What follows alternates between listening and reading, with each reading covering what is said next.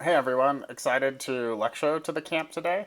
So this lecture is going to be the first in sort of a two-part set of lectures about the state's counterplan, and this one is really going to focus on just debating the state's counterplan on the negative.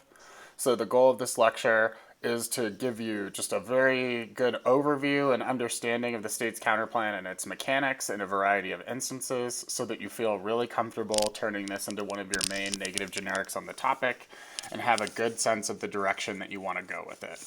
So the outline of this lecture is we're going to do like a brief overview where we talk a little bit about kind of the history of the state's counterplan and things, and then apply it a little bit to this topic.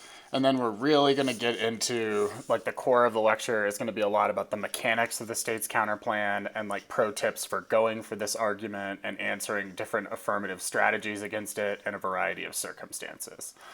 So let's jump in. So first off, like the state's counterplan this year is a necessary negative tool. Like when you talk about on theory arguments, like X is a functional limit on the topic, you should really think about the state's counterplan as a functional limit on this year's topic. A lot of your case negs, like there are a lot of potential affirmatives, although, depending on like your view of topicality, maybe the topic isn't quite so big as we thought. But so many of your case negs this year will be easier because the state's counterplan is like a backstop that you can use to just like resolve like many different affirmatives. And for a lot of you all, like you haven't been on a topic where there was like a great state's counterplan or like a large state's counterplan focus. Like even the criminal justice reform topic didn't focus on it as much. But for many of you who debated on the immigration topic, you might remember the parole counterplan. You should think of the state's counterplan similarly in its function. Is that parole, and in a lot of ways, you'll find that the way that you can use fiat to change like what the states do is in some ways more legitimate and more matching the real world and the literature than the ways in which like parole was sort of turned into this like indefinite like monster that could just like do basically like any immigration policy. So in that way I think you'll find that it is pretty effective. Now, the other part is like you kind of are dealing with like three main judge community objections that you got to think about and overcome. So the first one is like some people are turned off by the state's counterplan because they find it to be unrealistic. I think you'll see in this lecture that there are lots of reasons why a state set of state interactions or an interstate compact is actually very realistic in the context of water. So I think you should be able to sell this counterplan to people in a specific way that overcomes that objection. The second one is that like the state's counterplan can be very repetitive and boring, and I think that this is true for any negative argument that you would choose to go for a lot. So part of this is going to be having really good blocks, sounding really good on your explanations, and feeling very prepared to execute on the state's counterplan in a variety of circumstances. And then the next is that that it stops like the topic discussion about like other key areas of the topic. And while this might be true, I think you as the negative want to reframe this to say that a critical part of the topic discussion is just like who is involved and which agent carries out the particular regulation and why, and that is something that is important for teams to focus on and consider. So I will say, like, I in my times of coaching have been back and forth on like how much I like the state's counterplan or not, how much I find it to be good for debate or bad for debate, how much it helps student research. Like at the end of the day though, like it's a necessary evil on a lot of topics like this. And the goal of this lecture is going to be to just give you a wide variety of tips to help make this like as powerful of a tool as possible in your arsenal. And I'm going to suggest some things that like some coaches might think are unreasonable or might find more objectionable. And so the goal is just to give you like a wide variety of tools that you could think about using and then figure out like what works best for you, your style of debating, and your approach to debate overall. So the kind of basic mechanics if we're talking about the state's counterplan. Like generally your agent is going to be like the 50 states. Sometimes often it'll include like the territories or Puerto Rico or other kind of bodies that are under US jurisdiction. So like sometimes it'll say like the 50 states and all relevant territories, for example. But like in general, it's going to be like the 50 states acting together. Now, I could see some versions of the state's counterplan, like for instance, that only impact like if their AF is only about like a certain region of the United States, that only include states in that certain region, or have less states that enter the Interstate Compact, which we'll talk about in a little bit. But like for the most part, like a lot of counterplans you'll see will have all 50 states act in unison. Now the action. So this is a little different than last year's really popular uncooperative federalism counterplan. For the most part, you're going to see that like the text of the counterplan, like this is just an agent counterplan. So it changes like who does the protection of water resources, but the action of the plan is going to, for the most part, really mirror and match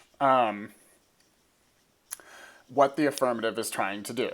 Now, there may be some situations where it's like strategic for the negative to slightly change the action of it to, because like for instance, maybe the states don't have authority over certain things. So you have to kind of slightly change what they're regulating so it is something that states have authority over. And so there is some variations in that in regards to strategy, and we'll talk about that below. And then the last one is that in the 1NC, it'll generally have, a net benefit. For the most part this year, I would imagine that your net benefit is going to be politics. But there are a wide variety of other net benefits that, while the disadvantages by themselves might not be particularly great, when combined with a counterplan that solves just nearly all of the AF, can become very, very powerful and helpful to have in your negative arsenal if in the 1NC you can read like several different benefits to the state's counterplan at the same time. So in regards to the water topic specifically, like a lot of this has been covered in the other lectures that you've seen. So I'm not going to like provide a lot of evidence or go like super in depth in this, but I did want to just kind of remind people of things that have been covered that I think are particularly important. So the first one is that, you'll remember from the topic lecture that states carry out and enforce like the vast majority of water quality and use standards, that they also carry, just in general, like when the federal government provides a baseline, for example, for regulation, like the states have wide latitude in determining like how that gets implemented in their area. They could set standards that are higher. They have like a lot of more expertise than the federal government because like they're the ones that are, near the bodies of water or water resources that may or may not be protected. And so all of those things generally mean that the states are just in charge, or the agent that is in charge of just so much of water protection and the management of water resources, that it naturally makes sense for them to kind of take the lead on a variety of these issues. And you'll find that that reality makes this counterplan relatively easy to go for, and you'll see lots of articles that like mention the role of the states, and you can really use that focus on the role of the states as like a justification for like fiat and for expanding the protective actions that they take. A couple of key things that I think could be helpful for you. So like one is, there is a fair amount of debate in the literature about like what the waters of the United States encompass. And so in general, I would think the waters of the United States kind of include like all, oceans, rivers, streams, lakes, ponds, etc. That all like flow into navigable waters and are, it also includes like wetlands that are adjacent to navigable waters. But for instance, like in the Clean Water Act and in like a lot of federal rules that try to define like who has authority over different waters, like one thing that I think is interesting is that, there explicitly many kinds of water are excluded that are like the purview of the state. So for example, like groundwater, stormwater runoff, like parts of waters that are not like traditionally navigable waters, like a lot of cropland and irrigation like falls under like the state purview, as well as like groundwater, wastewater, waste treatment. So like a lot of affirmative areas that like might be ripe for discussion or have like some role of a federal government, oftentimes, really like there's just a lot of possible water resources that fall under state purview. And even so, like, the Clean Water Act itself really tries to strike a balance between like federal and state waters. And there's like a lot of language that recognizes like the phrase water resources is something where states traditionally have sovereignty over it because it's like within their state boundaries, or it like largely follows their state boundaries. And so like I think that that term, like using water resources, which is in the topic, is one term that you can use to kind of limit the topic and really focus it on areas that are under state authority, so that it like makes your counterplan easier to kind of justify, because you can say that those water resources like fall under the state definition. The other element of this that I think is important is like thinking about what you want to do with the notion of protection. So even like looking at our topicality file, like I think there's like a few arguments. So for instance, like in the, shield from external harm, like the cards that say that it requires like federal government regulation or command and control regulation, or, some of the T definitions below that are about like expanding water governance or expanding federal jurisdiction is like an element of protection, will also be very helpful, because if like the federal jurisdiction has to be expanded, then that is traditionally an area where if it's outside of the federal jurisdiction now, then it's under state jurisdiction. So in that sense, it kind of helps you put a limit on the topic that says that like they have to expand federal authority into an area that's over the states, and then that means like kind of naturally, like if the states just do whatever they say is important or kind of meet the standards that they say is important, it gives you ground for a potential state's counterplan, and it also helps you establish a link to other disadvantages, potentially to politics, etc. The other element of this that I think is important and is different from other topics where a state's counterplan exists is that interstate compacts are particularly powerful in the context of water. So I think there's 26 interstate compacts that exist on water. Now, they've kind of developed over time. But like an interstate compact is a mechanism for states to create basically like a contract over water use.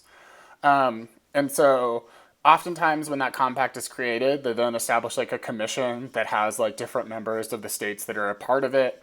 And that commission kind of determines like what is the best law or use of water. And then the compact goes through approval through state legislatures. And so one thing that on many domestic topics is that there's kind of this debate in the literature, or not in the literature, but in debate about like, can the state's counterplan be uniform or should it be non-uniform? And there are kind of advantages to each one. So like a uniform counterplan has like really regular rules that like apply in all instances. So there's no like variation between the states, or there's less variation between the states. And so that overcomes like a lot of warrants for why like federal intervention is needed. But at the same time, like a non-uniform counterplan kind of might allow for what's called like state experimentation, or like differing kind of, visions of the rule or differing levels of the rule depending on like the waters in the area. And so a lot of times negative teams respond to this and the claim that there's like not evidence that like all 50 states can act in unison by, using an interstate compact to kind of enact whatever reform that they do. And that's been happened on many of these topics. I think that the negative will have a particularly powerful argument in this instance that interstate compacts are how a lot of water management occurs. So it gives the negative like a powerful kind of in the literature example of how like water could be negotiated among the states. And it also gives them, that will help them both like prove that the counterplan is legitimate. It will give like a wide variety of like solvency arguments about the effectiveness of those compacts, and I think will ultimately just be very beneficial for the negative. Now, one question that I've already seen debated a few times in the practice debates that I've watched is like when congressional consent is required for an interstate compact. And I think there is some room for debate about this particular issue. But like, I think that this, I took this from just the Library of Congress website that's like explaining what an interstate compact is. And it does say that congressional consent is required only for a compact if it's directed to the formation of any combination tending to increase the political power of the states and may encroach upon or interfere with the supremacy of the United States. And so I think that there's some room for debate about whether protection of water resources like involves taking away congressional authority at all. Like there are a few waters that are like mentioned in both like what are navigable waters and what are state resources. So for example, like some streams and lakes. So maybe there's like a slight debate about like if the AF like really involves like those kind of waters that may also be navigable. Perhaps it takes away some of the authority from Congress. But I also think there's like many examples where if it's just a traditionally governed by the state area, that it would not require congressional consent at all. This same article later explains that it says, although Congress typically consents to compacts before they are executed by the states party to them, Congress may also consent after the fact when the subject of the agreement could not be fully considered to them. And while congressional consent is usually express consent, it may also be inferred upon certain circumstances. So even in that kind of explanation, like I think it gives the negative some room to say, like, even if the AF wins that it requires some vision of like some consent of Congress, that might not be like a formal vote, so it still wouldn't link to politics in the same way. Or it might be implied consent, so that it doesn't. It's like less formal in that way at all. But the interstate compact is still binding. So I think like even if you find that you're running into some problems with this, for the most part, negatives will be able to win. That an interstate compact does not include the Congress, because it doesn't demonstrably take away from the supremacy or from the political power of Congress or expand the political power of the states in a way that's kind of beyond the Constitution. So given that I think the water topic is ripe for the state's counterplan to just be a very powerful generic to help sort of like make your life a lot easier, let's talk a little bit about sort of like what should specifically go into a file and a lot of tips and tricks. And we're going to start with like what kind of 1NC materials do you need? So I would say first off, I would have like a section of my file under a header that has various 1NC mechanisms. And, so that might be interstate compacts. That might be cards that just say like the states can enact and like place their own regulations. So a more traditional, just the 50 states should do whatever they say.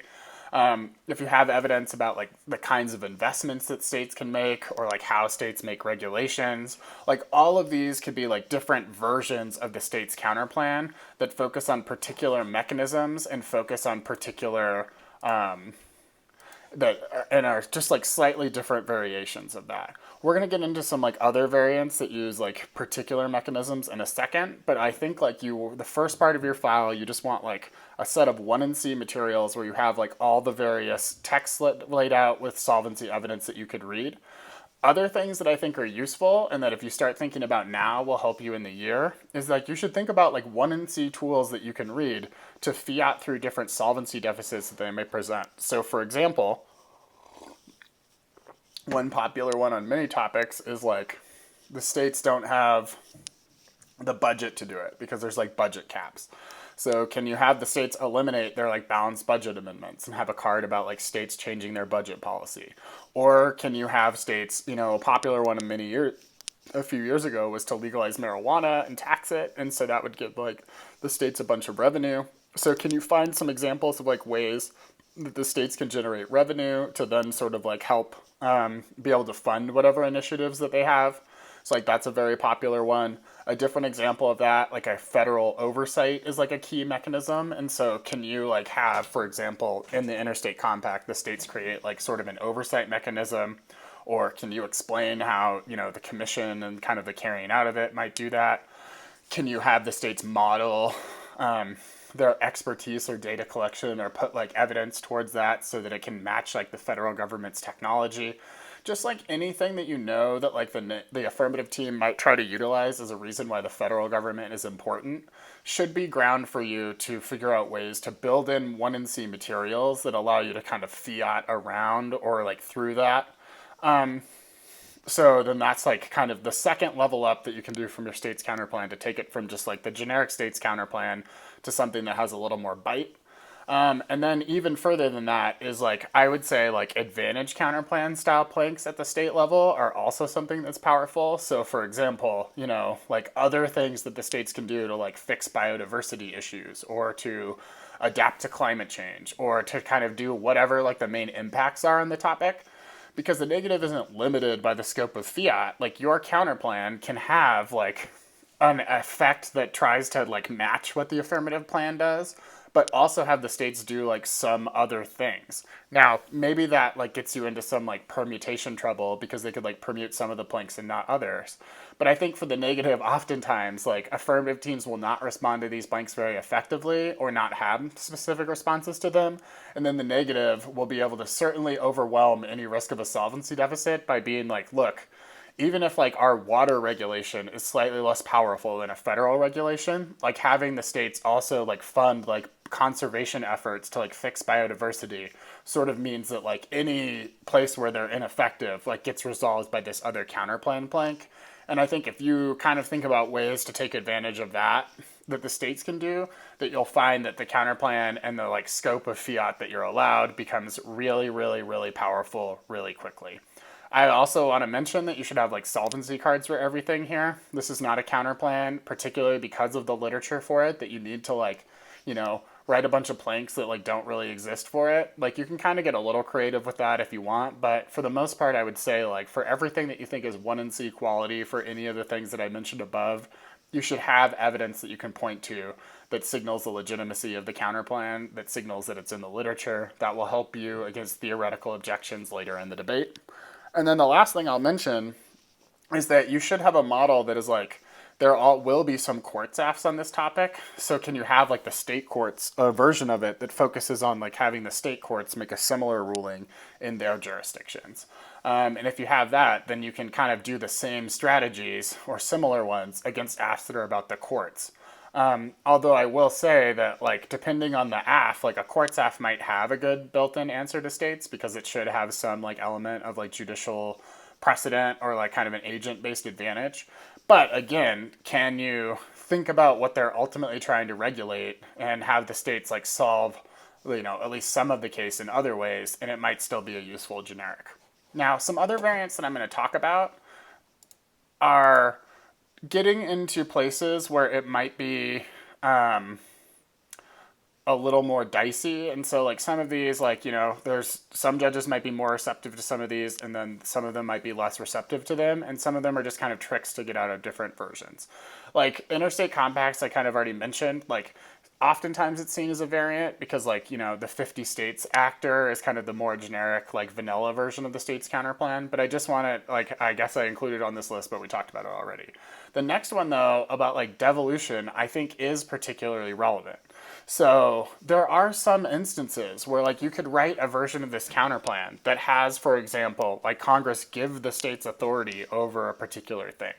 Now, that obviously would require congressional action or consent to the compact, but depending on the politics link arguments that you're reading, perhaps if your link is about like, increasing regulations being unpopular, then you can have like a set of arguments that say like when Congress kind of gives its regulatory authority away or stops regulating as much, that would be popular. So, in that way, the counterplan doesn't link kind of in the same way. There might be versions of AFs that are about cooperative federalism because like a lot of water law is like the federal government sets a baseline and the states can kind of like rise to the occasion and meet it or move around. But I also think that there could be like a version of the negative counterplan that has the federal government like just give authority in a particular area and then have the states kind of meet it. Now, someone might complain that fiat's different actors because like fiat's a federal action and a state's one. There might even be a room for a counterplan that you just read cards that say like the states would comply with that when they're given authority. So then you don't actually have to fiat the state's part of it. All this is to say is that I think like as the topic goes on, one thing that the negative should think about is like how can they utilize topic mechanisms to get around the AFs that do have like a strong congressional or federal authority claim, and what are ways that they can kind of fiat around that. There might be like an uncooperative federalism version of this where it sort of has the states like demand something, like demand a particular change from the federal government and like refuse to carry out their things. But I'll be honest, like I haven't seen as strong of literature about that, but like it might be similar to the like version that was like very popular on the criminal justice reform topic.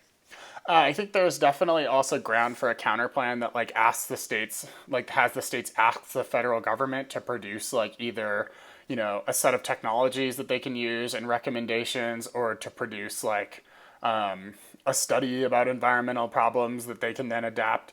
And if you had evidence about like the states sort of complying with that, then maybe you, again, there's like grounds for some disadvantages in terms of like beginning with the states asking for that regulation or asking for that study versus it just immediately beginning with the federal government. And then the other version is like, as the year goes on, you may see that, like, for example, like popular states where there's like a Disad too, like there might be like a California state budgets Disad or like a politics Disad. Well, you can get out of that by having a version of the state's counterplan that like doesn't include those states. So it just, gets around them by not having them participate in it or not having states, where the waters aren't as relevant to it. Or, and I think you've already seen this in the starter pack, like having states like share funding or pool funding under an interstate compact, or having like some states without balanced budget agreements fund or give money to states that like do. So having all those variants in your arsenal and just having like 1NC materials for all of them gives the negative like a wide swath of tools to be able to deal with a wide variety of affirmatives. Now, basic 2NC materials you want to have. For everything that you put in the 1NC, you should have an overview that explains what the mechanism is, how it would function, how the states would work together, how funding and enforcement kind of develop from it so that you can like clearly explain that mechanism. Ideally, I like to read a piece of follow-on evidence in the 1NC. Some examples you might not need follow-on, like if the states just carry out the regulation and it's like high and works, then you don't really need the federal government to have a regulation. But to the extent that like a Fed key warrant exists, like if you can have evidence that says that like the federal government adopts its environmental water policy to kind of match state standards over time, that is also a very powerful tool to kind of like make Fed key warrants go away over time. You also want general solvency arcs. So like sometimes when you're researching like the states or the federalism DA, you'll like find cards that like kind of like mention the benefits of like the states as an actor or as a leader.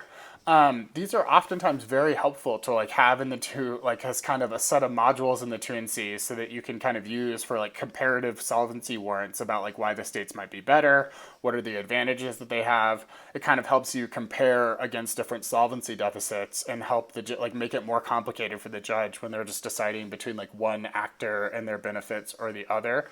And then the other part of that is I would have like a distinct section that is just like, that you build over the course of the year that is like specific solvency evidence for every topic area and that you kind of continually add to and develop over the course of the year. So maybe against big cases, you'll also have specific 1NC evidence that's like, in the context of dam regulation or invasive species or whatever. But like, at the very least, even if you're reading generic evidence in the 1NC, having a set of 2NC materials that includes like a couple cards at least that like talk about like the states regulating something that's like very similar. So like the states in fracking, the states in energy, the states in, pollution or agricultural runoff, just like whatever, or like evidence that says that like that particular kind of water resource is traditionally under the state's power will all be very powerful things in the block to make the judge like believe that your fiat of the counterplan is legitimate, that it could solve in the topic area that's presented. And like some of this is like a little bit of a gray area, so this like kind of helps give you the ground to like spin and explain like why your sort of new interstate compact or cooperative mechanism between states would be able to resolve like many of the problems of that area. So, the core of the debate that you're going to have is just about federal key warrants. And so I have kind of two slides here where I started to list out like as many of the federal key warrants or like the FedGov key warrants that I could think of to kind of like help you with that. But like, I thought that this article, so like I was kind of reading an article about like the kind of role of the states in the future, sort of says it best. That's like the federal government continues to have legitimate interests in intervening in state water policy. First, it must protect its financial interests in large-scale water projects. Second, it must satisfy its constitutional obligations to protect interstate commerce in water and oversee compacts. And third, it must satisfy its public trust obligations to protect water uses traditionally neglected by the states, e.g., native water rights and environmental uses. So in this case, like almost all of those reasons that you'll see like why the federal government may intervene don't assume a world of like negative fiat or like state action to deal with those problems. So like in the first one, building large scale water projects that are of financial interest to the United States. If the states have the money and they want to build those projects, they can largely build those. So that's not like a reason the federal government must do it. The notion of like satisfying obligations to protect interstate commerce or oversee compacts, related to water. Like if the states create a compact that just does that negotiation so that it's like a harmonious use of that, it seems to obviate the need for like the federal government to take action there. Now they might have a oversight warrant, but like, the states can also generate their own oversight mechanisms, as can compacts.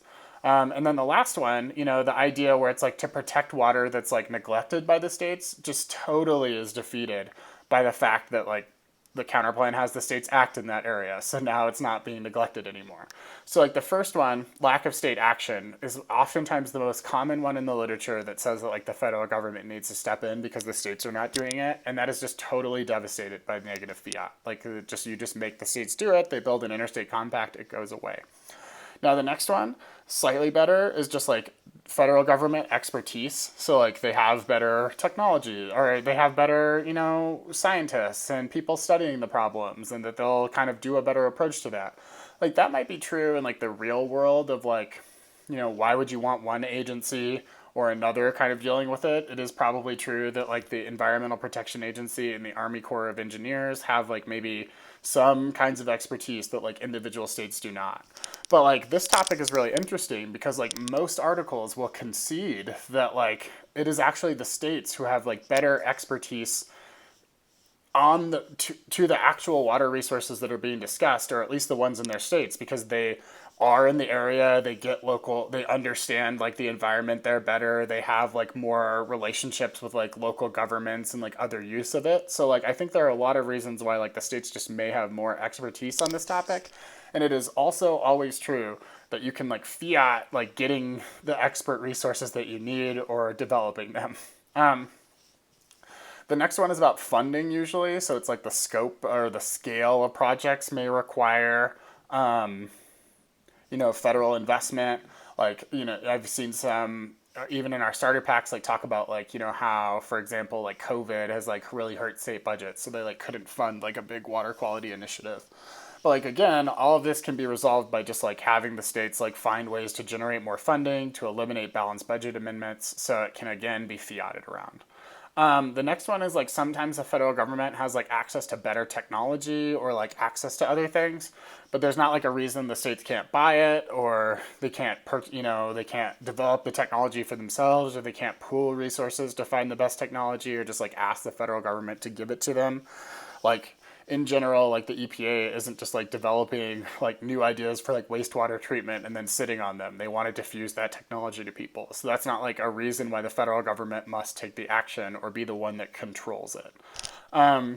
Some teams will try to focus on modeling as a warrant and like say that like, for example, like the federal government like is viewed by other countries, and so they'll kind of like model that policy more. I think you can find a wide variety of evidence, like, that the states have a role in sort of like international modeling and are viewed internationally. Like a lot of spin about like that, state governments are more focused on right now, kind of after the Trump presidency, and like how it kind of like shifted international priorities when they kind of view the United States and like who's like a reliable actor there, as well as just like evidence that shows that like, kind of big interstate water compacts that are carried out by the states, like when states are looking at water policy of the United States, like when other countries are looking at water policy of the United States, like that they would, look at those policies because those are where a lot of our water policy gets done. So again, I think that the 50 states counterplan will relatively easily be able to prove that like a big action by a lot of the states would be perceived internationally, that it could be modeled in the same way, that it creates kind of a good legal model that kind of could develop cooperation between groups. Now, we're kind of starting to get into slightly better warrants, although I wish I would have flipped uniformity and the federal government has rules that prevent action. So like sometimes, there may be AFs where like there's a rule that like hinders or inhibits state action, and it requires the federal government to remove that. So in that instance, like that is one where you have to maybe start getting a little more creative with your state's counterplan, or have evidence that says that like when the states create a new standard, like the federal government kind of like changes its policy or whatever. So that was the first one where you may have to like strategize with like more specific evidence that you can't just like spin what your counterplan does and like the scope of fiat. And it also may be an instance where it requires you to at least like look into that rule a little bit, because like oftentimes the evidence by the AF will be like not very exclusive or highlighted in a way that like kind of asserts it but like isn't very clear. And so there's like going to be a lot of room for like negative spin to kind of get around some of those as well. The idea of like uniformity is just totally devastated by the uniform fiat of the counterplan. Like the whole point is just like all states can adopt this similar standard or can accede to an interstate compact that creates like some uniformity between the groups. Now, the second set of like these are all ones that I think are starting to get to slightly better ones. So like there may be room on this topic in terms of like the role of like business relationships in terms of like getting them on board or to comply or to follow along with the rule. So for example, like state governments may be more susceptible to lobbying by different businesses. In some ways they may be less susceptible because there's like 50 state governments that like businesses and groups might have to lobby with to get like exemptions to rules and things like that. Whereas like the federal government, there's only one kind of federal government actor that's like carrying out regulation. So in that sense, it might be easier for interest groups or lobbyists to kind of influence the rules there. But there is some ground in the literature that talks about like the relevant advantages and disadvantages of the states and the federal government and how they relate to sort of like private actors and maybe influence them or able to influence them. That might be like the grounds for an okay solvency deficit, or at least one that is like I could see myself being more persuaded by. And then the other one is like starting to construct like advantages or like solvency claims that like just really explicitly debate with this. So like the first one is like many times there will be a warrant for like why centralization of water policy is good. And so you need to, and they might have like an advantage about that, like restoring federal authority or things like that, or about like how it overcomes like problems of water quality in the past. So there may be elements of that advantage that are like a warrant for like federal government action, or like turn into a warrant for federal government action that you need to seek to undermine by talking about how like the state's counterplan creates the same kinds of centralized authority that the Interstate Compact creates like overall regulation, and that can function in the same way that their call for centralization might. A lot of these authors will be writing that because they're lamenting the fact that water policy is different in the 50 states. So again, they don't assume the like scope of fiat of the counterplan or the uniform nature of it.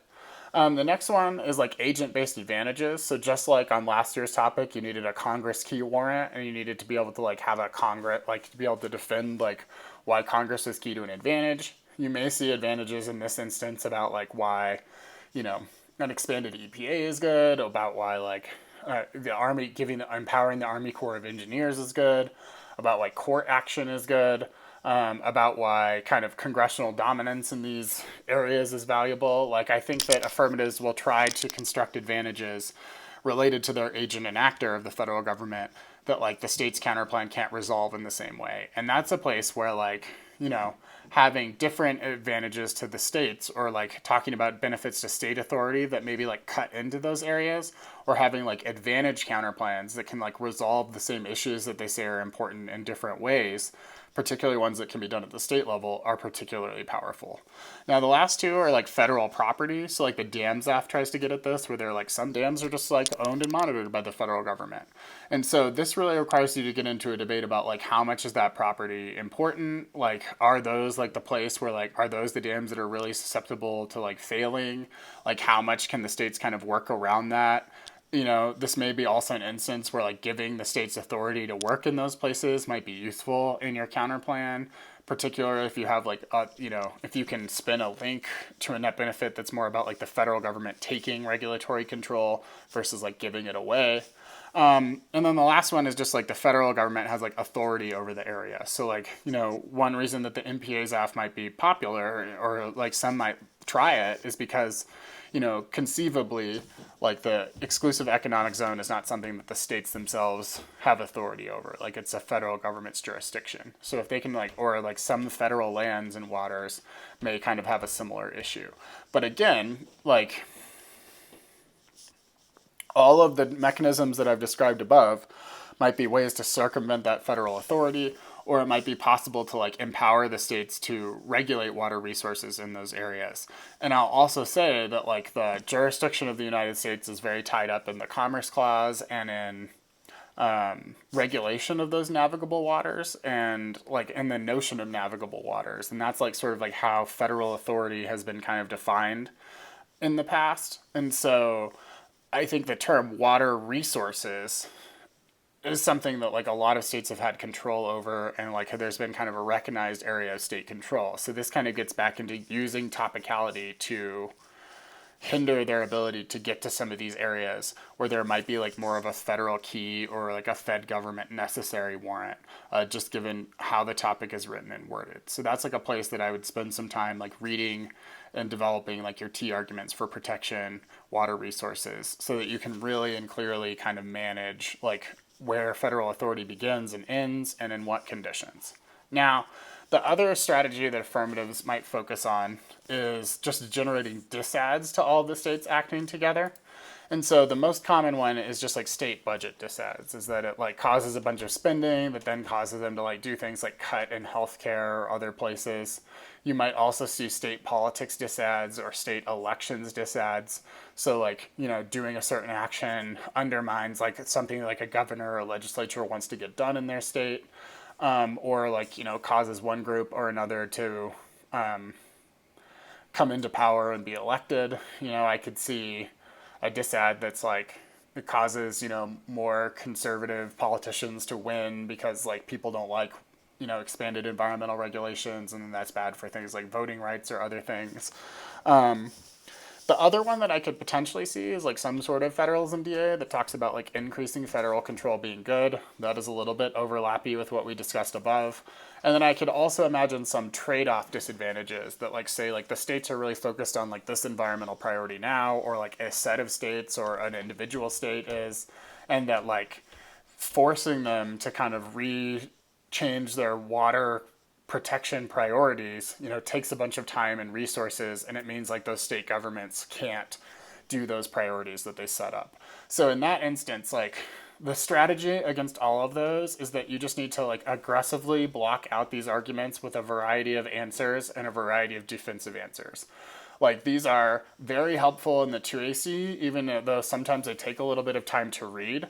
But so many affirmatives, when pressed on a negative block that has an aggressive set of answers to these disads, it is very hard in the 1AR to extend a complete disad to the state's counterplan and to answer why it can't solve and to just carry out the rest of the parts of the debate and cover all of those things really well. So a negative that plans on debating these different arguments, maybe has a few 1 and C fiat tricks to kind of get around some of them or to mitigate them to some degree, and then also just has a good set of blocks that answer kind of each of these arguments with a variety of defense and offense, will just make it very, very, very hard for the 1AR to effectively collapse down to one disad and extend it, potentially have to read more evidence on it, and answer everything that the negative says. So I think that a lot of these strategies, they work for the affirmative when the affirmative has done research and the negative just hasn't kept up with it. But if you as the neg are just keeping up on these and as you see them on the wiki, cutting some answers to them and compiling them, and then making sure you just have a set of blocks where you can make a wide variety of arguments very efficiently, will help you just sort of resolve a lot of these. Now, the next set of arguments will just be about theory. Or excuse me, I guess or the next, I just wanted to mention briefly net benefits that you should consider for this counterplan. So the first one, politics, I think will often be the most relevant one. But also I think there's some versions of the federalism DA that will apply. I think if you have federal government specific links for your econ disad or your business confidence disad, then that will also be an okay net benefit. Although at a certain point federal and state regulations may impact business confidence in the same way. if you can generate an agent-based Disad, so like a resource overstretch sort of DA about the EPA or the Army Corps of Engineers, I think that that could be really powerful as a net benefit to the state's counterplan. They're also a little bit harder for the affirmative, like to turn a lot of the time. And there will also definitely be like budget trade-offs or like resource overstretch DAs, just kind of related to, you know, the various agencies that like might oversee environmental policy. So like if you can in your 1 and C have like politics as your A strategy and then like one other disad that's also a net benefit that applies to the AF that you feel comfortable going for, I think that makes it just incredibly, incredibly difficult for the 2AC, because then they're put in a position where they might have to like straight term more than one net benefit, where they have to divide their time evenly between them, so it like makes going for the net benefit you want to like politics easier. And if you can just have a 1 and C where it's like the state's counterplan, a T argument that like helps establish the state's counterplan, or a link to one of your disads, and then like 2 or 3 disads, that all apply, and a K, that's like, a bunch of different versions where the state's counterplan and a couple net benefits could be extended. And it like really hurts the affirmative's ability to like predict and preempt those things effectively, especially if you can credibly go for some disads that are not politics. So I would really encourage you to consider like how to make those things fit in.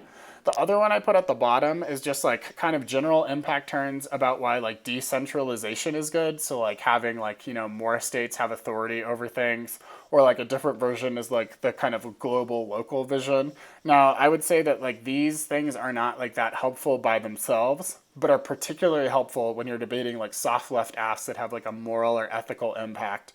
Because like the impact of a lot of these things is about like solvency or efficacy or like the kind of morality of it. And so all of that together is particularly useful because it kind of accesses the same sort of like morality themes and impacts that like some soft left asks like say that we should focus on or prioritize. And so that gives you like an additional set of offense and turns that can be relevant in those instances. So the last thing I'll say is like many affirmatives will go for theory.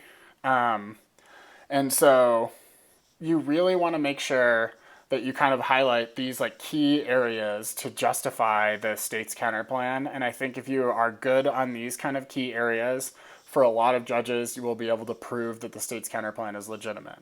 So the first one is like presenting evidence about like the state's use of interstate compacts, the importance of the states in water policy. Like if you can frame that this is a relevant question in the literature, that's an important thing when you're researching water policy, that will oftentimes be enough to convince most judges that this is important and relevant.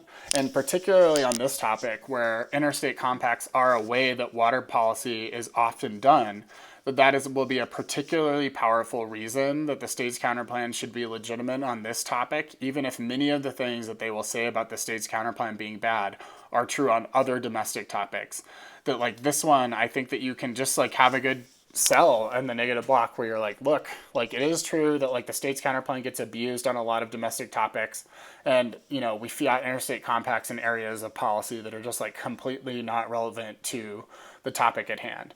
But that is not the case for this topic, in particular because of the way that water policy has been carried out. But the other things that you really want to focus on is the importance for the negative to have a functional limit on the topic. I would reference like the CJR topic and like the lack of like a coherent, negative generic across like different affirmatives, and like the need for a lot of specific work to say that it's like good for the negative to have a backstop to make the topic smaller and to limit like research to just a few areas where there is actually a Fed key warrant, or like the states might not have authority to act, and that will ultimately lead to better debates and kind of more in-depth research on a few key issues, and to naturally limit the topic and to give the neg a leg up. And then the other one is just like the importance of learning about the role of the states, the role of the federal government, the division of power that goes into water, and why that's an important area of authority and jurisdiction, and how regulation of water occurs that is like valuable for students to learn about. I think if you have like a strong defense of like those 3 kind of areas as like reasons for your interpretation, that like the state's counterplan or a uniform state's counterplan should be okay, or an interstate compact should be okay, that you will oftentimes be able to win that the use of fiat that you're doing is legitimate, particularly if you followed my advice from earlier and have solvency evidence for kind of like every plank that you're trying to fiat. And then just being able to describe like why that creates for a balanced topic. So like why it means that like, for instance, like the lack of like a really good disad on this topic means the negative needs the state's counterplan to kind of like get into the game. And that to kind of help it in a lot of different instances where otherwise the affirmative might have the advantage. So like those are like, in my opinion, I could go through a variety of defensive arguments there, but I think you want to focus your theory arguments in the offense around these areas, and then kind of play defense to the core claims that they're making by appealing to the specific evidence that you've read, appealing to the literature supporting this, and that all of those things will make justifying the state's counterplan oftentimes pretty not that difficult for you and will make theory a hard option for affirmatives. Now, when you start combining it with like having the federal government give up its regulatory authority in an area or having a bunch of advantage counterplans that also do other things, like then you're probably starting to get into an area like if your state's counterplan is looking like a paragraph with a bunch of planks that like, at a certain point like a judge might just like say enough is enough, and the affirmative team will have grounds to kind of say that what are we supposed to do in an area where they can like change authority and do all these different things, and it makes it like really really difficult for the affirmative to compete, and there is not literature that assumes like all of these actions are being done. So there wouldn't be affirmative literature that sort of like deals with that back. Now, that's a challenge for another day.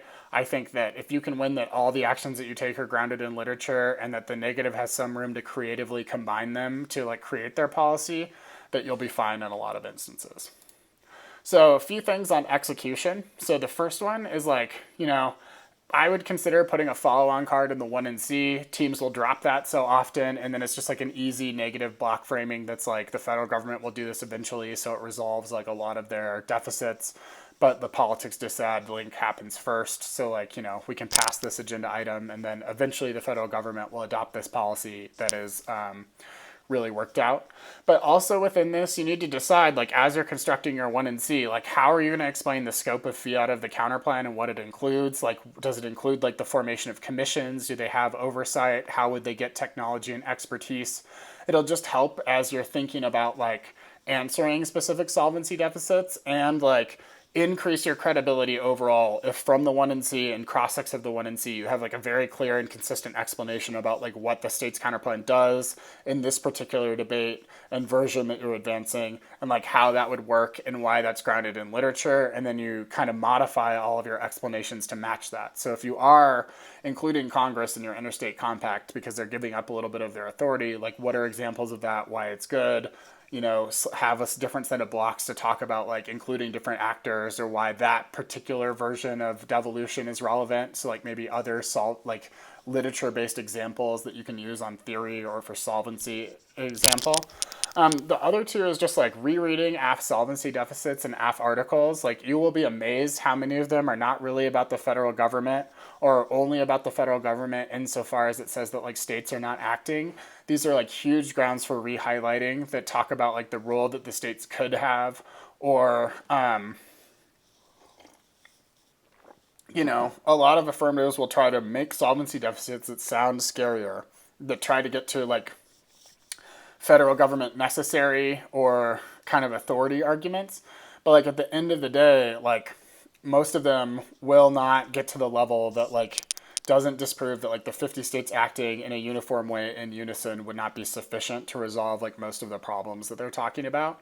I would say that you should treat theory very seriously. So like dedicate negative block time to like really advancing a theory argument, reading a piece of evidence that shows that it's in the literature, covering every standard and like flowing that really well, just to disincentivize affirmative teams from going for theory, or to make it so like the 1AR, if they like shadow extend it, they're going to drop a lot of stuff. And so it's like not a very viable 2AR option, and the 2NR can kind of resolve it quickly. I would say, especially with the kinds of conditionality that occur today, like that I could see a lot of affirmatives saying that like a version of the state's counterplan that like does all this additional stuff, and when they can read a critique and a process counterplan and these other things, just at some point like make it too difficult to be affirmative and like make it so it like destroys our ability to effectively debate this topic. And so I could see at least me as a judge being persuaded by, the combination of extreme conditionality and like extreme expansive use of negative fiat on the state's counterplan being something that, you really need to address and have like a wide variety of arguments that like make it hard for the 1AR to collapse to theory and answer it, or at least force it so like if the 1AR is going to go for theory, that they can't also develop a solvency deficit, because those take a lot of time. They have to tie it to 1AC evidence and then really explain how it has a particular impact, etc. And then if the disadvantage is their strat, that they like are going to read a disad to the state's counterplan, and that, like you should just set up a lot of impact calculus around your net benefit. You should like read add-ons to your disad that like get at the same impacts, and just like overwhelm them with like negative block coverage of that argument so that it makes it really hard for them to advance that in the 1AR effectively. And then for me, I actually think that because the state's counterplan is so powerful, like the place that I would focus on after the start of the year, and I had kind of all the file organized like I suggested earlier, is on just doing really, really quality politics research. Because then you just have like a guaranteed piece of offense that you can explain. And I have a feeling like after this infrastructure stuff gets done, that like a lot of the politics disads this year are going to be very difficult because of like the nature of the divided Senate and Congress. So that's going to be a place where the affirmative might legitimately be able to win. There's just like no risk of a politics disad if you just go in thinking like a normal PC thing with some like cards is going to get it done. And so that's a place where like if you do your work early to make the state's counterplan good, then you can really focus your time and energy and effort on making your politics disad really quality. And so that's sort of like one challenge that I would throw out to everyone. Against larger policy asks, a few things is just like you want to overwhelm them in the negative block by having a very clear and specific explanation that explains like how you solve all of their impacts, how you, fiat through the various federal government key arguments that we talked about. And a lot of this game is really just exploiting different phrases about like, either the counterplan solves 100% of the AF so that we don't need much of a disad, or to the extent that you think that they're like winning some solvency deficits, just like making the disad outweigh those solvency deficits. It is really hard for a judge to quantify like how much of an advantage you do or don't solve, particularly for things like federal, expertise, or places where like federal authority is a gray area, or like maybe that means that like some, like for instance in the dams act, like some dams don't get replaced, but like quite a few do, or like new regulations get applied to them. Like it's really hard to quantify like how much of an impact that means remains. So using your disadvantage to just like clearly outweigh that with like a lot of really focused 1NR impact calc and turns the case arguments can like overwhelm that a lot. A lot of evidence that they'll try to advance about the importance of the federal government, or like 1AC evidence they'll try to extend, will be 2AC spin and will be constructed to try to like, make a larger warrant than kind of the key ones that we talked about, which is like the federal government has expertise or an interest, or like the states aren't acting. And so like being able to go back to those pieces of evidence and point out like when they're talking about and not assuming the like scope of fiat that you're doing, will just allow you to make like so many of those solvency deficit arguments go away. And so just like having a series of tricks and then being prepared to extend them very clearly and execute on them in the block will make this like very, very difficult. And then the last is like when they have solvency deficits, like, they have a card about like why the federal government is key, but they haven't attached it to a specific advantage. In the negative block, you should make it very clear that they don't have an impact to those solvency deficits, that they're not relevant for the solvency of their advantage, and that the 1AR is not allowed to develop new ones because that would be unpredictable and unfair. And then that will also really bracket in places where the AF is not like very careful about like planning their strategy versus this counterplan about how they want to start a solvency deficit and then extend it in each speech and attach it to specific impacts. Now, you'll also debate some soft left affirmatives, and I think that the state's counterplan is very valuable because it helps you reframe the debate away from like what their framing attention wants to say, which is like our impact should be prioritized or important, and you want to reframe the debate to say like who is the best to carry out a particular action. And I think in a lot of instances, you'll be able to say there are just like having the 50 states do it through an interstate compact will solve all or even better than the AF because of like evidence that says, for example, like state expertise in certain areas is just like more like they have more authority or they have better knowledge about how to protect those water resources in different areas. And so you can utilize that to say like, if the counterplan solves better than the AF, then we don't even need a net benefit because they've said that like that ethics should be prioritized or like that set of impacts should be prioritized. But at the end of the day, you want to do everything you can to shift the question of the debate to like, we all agree that your impact that you've identified is important. The only question is like, what is the best agent to carry it out in the most effective way?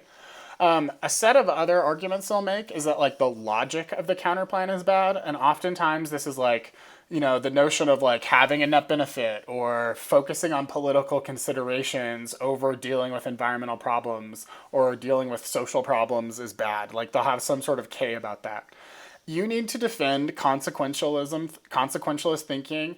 You need to defend the notion that like we have to make choices about agents and actors and how certain laws are carried out. You might defend the notion of like calculability or making calculations about different impacts.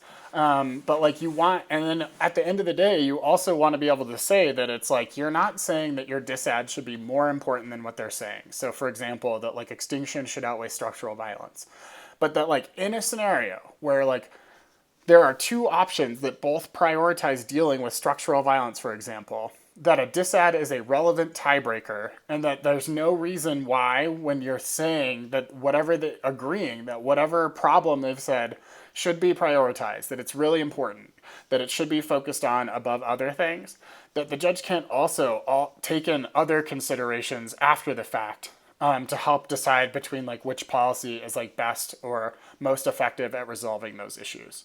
A lot of times they're going to pair this with an argument that says that like any solvency deficit should be treated as like 100%. So it's like if you solve structural violence slightly less than, there's like no sufficient amount that's solved.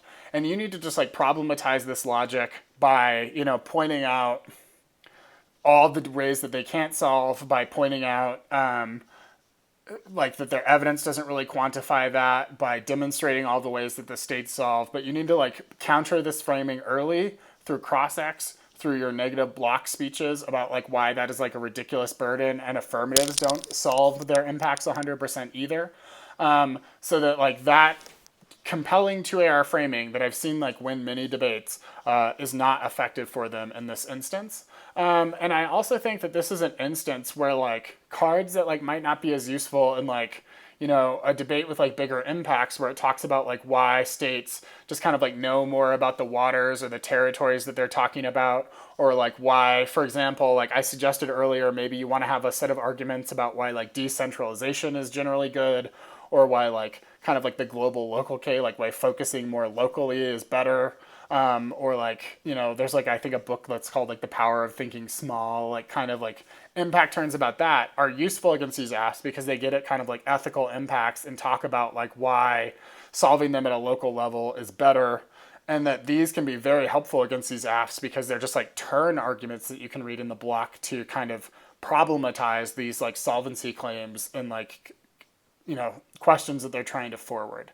And so I think if you can use your counterplan to make it so like a lot of their framing arguments are irrelevant and that, you get at their ethic prioritization arguments are irrelevant, that this will also help you kind of resolve just like a lot of different affirmatives that try to focus more on like an ethical or moral impact. Last thing to think about is like how you execute with the negative block. So like oftentimes topicality is a good option, or at least having the T arguments that kind of help set up competition for or a link to your disads that go with it. Most likely though in the negative block, you're going to see someone extend case arguments with this. So like the 2 and C will probably be the state's counterplan and case. And then the 1 and R will be like the net benefit that they want to extend. I think that that's definitely a fine strategy. But like one thing that you want to consider is like when prioritizing case arguments, you should ask yourself like which advantage or set of impacts are they most likely going to be able to connect a solvency deficit to? And then make sure that you spend time like more time on those case pages so that your case coverage matches places where you think that they might be able to win like a solvency deficit with an impact, so that then you have like a whole set of different defensive arguments or a whole set of case arguments that like make it hard to win that advantage in the first place. Oftentimes you might force affirmatives to kick advantages that they need to win a solvency deficit just because it's like too much in the 1AR to go for it. And so in that sense, like it becomes really difficult for them if you can match your case coverage to the weaknesses of the state's counterplan. I also think like when you feel like your state's counterplan is likely to just solve all the affirmative, it is like very difficult for a negative block if you can extend like the state's counterplan and like one of your net benefits. So like federalism, econ, whatever. And then the 1NR is a different Disad. Like then that's starting to put the AF in some really difficult positions, particularly if they don't have the ability to like collapse to just like offense in them, which, you know, many 2ACs are lacking link or impact turns that give them that option. So if they just have, you know, a variety of defense to both of those, it gets really difficult. So in conclusion, the state's counterplan, it's a really powerful negative tool. For most of you all who have not debated on a domestic topic like this, you will see that it really is the functional limit that like helps the negative be able to plan for the topic. And a lot of your will help you guide your time and energy. So you can focus your time and energy on cases where it's like teams that are in your bracket that you've got to beat. You know the state's counterplan will help you with like others teams at a big tournament. Or against particular cases where you're like really discovering that they have like a robust federal key, federal government intervention is necessary, or key warrant, that you're having a hard time making your state's counterplan resolve. And so if you can, you know, be able to limit your negative preparation down to a smaller set of case areas where then you can do a more in-depth case neg, it means that you actually really can take advantage of the kind of generic argument that sort of like makes the topic easier. Now, the last thing I'll say is this, is like a lot of teams will go into the year and just say like, I love politics, we're going to do that. But like, I like researching politics too. And I've found that like, you know, we're in a political time and situation for the last few years where the traditional mechanisms of the politics Disad don't make as much sense, that like the scenarios have like a lot more logical problems. And so I really wouldn't go in just assuming that you're always going to have a politics Disad that's ready to go. So like, even if like you think the Disad's a little bit worse, like the amount strategically that like spending a little bit of time investing in, you know, the federalism DA, the trade-off DA, even if you think the evidence is of slightly lower quality, like if the state's counterplan just really powerfully solves the AF, like a lot of those Disads that might have some problems are just a lot better when paired with the state's counterplan, and will give you a consistent set of strategies that you can read, even if politics isn't the best that weekend. So that's my only other tip, is just like, don't overly rely on politics, and know that you need to have like other net benefit options and flexibility. And then the last is to overcome kind of all those judge bias things that we talked about in the beginning, which is, you know, the belief that the state's counterplan is unrealistic, is overly repetitive or boring, or like limits topic discussion. You need to be able to like really have specific work to demonstrate that you've thought about how the states applies to a variety of topics, that you've really thought about like the importance of interstate compacts in the states and the literature. And if you can kind of demonstrate all of those together, I think you can overcome like most of the biases that some judges may have against this kind of counterplan, because they've seen what it does to other domestic topics. Excited to talk to you all in the Q&A here in a little bit.